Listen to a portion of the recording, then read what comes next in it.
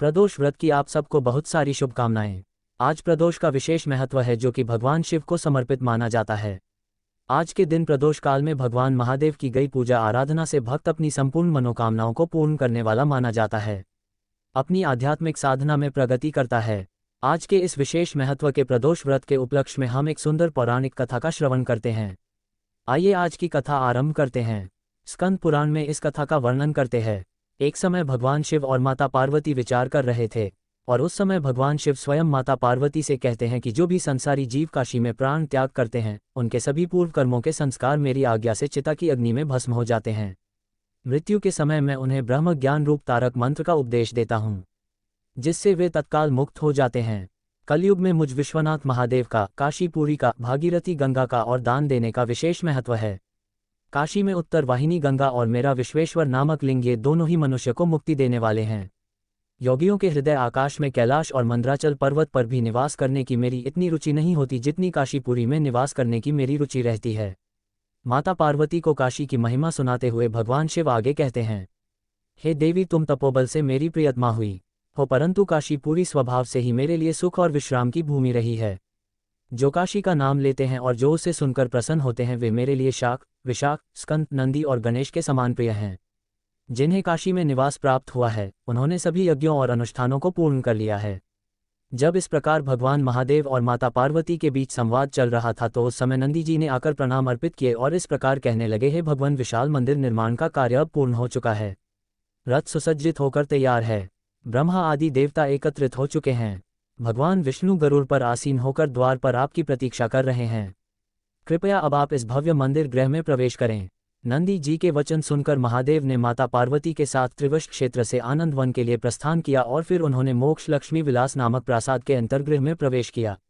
वह दिन था कार्तिक शुक्ल प्रतिपदा अनुराधा नक्षत्र के समय में बुधवार के दिन, जब चंद्रमा सप्तम राशि पर थे और अन्य ग्रह भी उच्च स्थानों में स्थित थे। उस समय भगवान शिव ने नूतन प्रासाद में प्रवेश किया। चारों दिशाओं में नाना प्रकार के वाद्य यंत्र बज रहे थे। ब्राह्मणों के वेद मंत्र उच्चारणों से वातावरण गूंज उठा था। भूलोक से लेकर भूवर लोक तक का मार्ग इसी ध्वनि से कंपायमान हो रहा था। यक्ष, गंधर्व और किन्नर गायन गा रहे थे और अप्सराएं नृत्य कर रही थी। सुगंधित वायु बह रही थी और बादल पुष्पों की वर्षा कर रहे थे। तत्पश्चात ब्रह्मा जी ने महर्षियों के साथ मिलकर माता पार्वती सहित भगवान शिव का अभिषेक किया। देवताओं और अन्य महापुरुषों ने असंख्य रत्नों, नाना प्रकार के दुकुलों और अन्य अनेक सुगंधित पुष्पहारों से महेश्वर का पूजन किया और भगवान शिव ने सभी को आशीर्वाद प्रदान किया। इस प्रकार सभी की पूजा और प्रार्थना स्वीकार करने के बाद महादेव ने भगवान विष्णु से कहा, हे देव, कृपया आप यहाँ मेरे निकट आकर विराजमान होइए।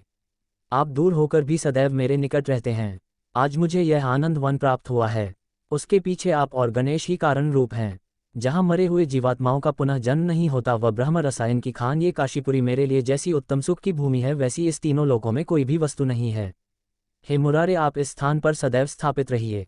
भक्ति युक्त होकर भी जो बिना आपकी आराधना किए मेरी पूजा आराधना करेगा, उसकी मनोवांछित इच्छा कभी पूर्ण नहीं होगी। और इस प्रकार उस समय पूर्व दिशा में स्थित शिव जी के दक्षिण भाग में ब्रह्मा जी और वाम भाग में भगवान विष्णु स्थापित हुए। तत्पश्चात भगवान शिव ने अपना दाहिना हाथ उठाकर ब्रह्मा जी और भगवान विष्णु को एक शिवलिंग दिखाया और कहा, सभी लोग देखिए, यही परम ज्योति है, यही परात्पर ब्रह्म है, यही अत्यंत सिद्धिदायक मेरा स्थावर स्वरूप है। इस शिवलिंग का पूजन करने से मैं अत्यंत प्रसन्न होता हूँ। मैं यहाँ इस स्थान पर लिंग रूप में सदैव निवास करता रहूँगा। इस स्थान में जितने भी शिवलिंग हैं, वे सभी इस मुख्य शिवलिंग का दर्शन और सेवा पूजन करने आते हैं।